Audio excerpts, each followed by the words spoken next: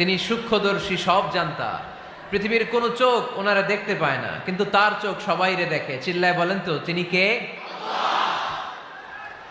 সব তিনি দেখতে পান, সব তিনি শুনতে পান। সাত আকাশের উপর সিদরাতুল মুনতাহা, তার উপরে আল্লাহর আরশ, তার উপরে আল্লাহর কুরসি, সেখানে আল্লাহ তাআলা সমাসীন।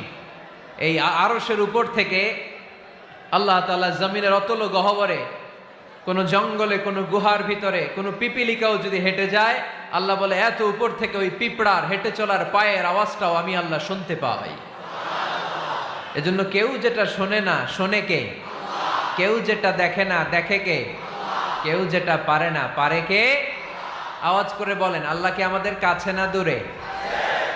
আমার বাবা মা আমার যত কাছে, তার চাইতো আমার বেশি কাছের কে? আমার স্ত্রী আমার যত কাছের, তার চাইতো আমার বেশি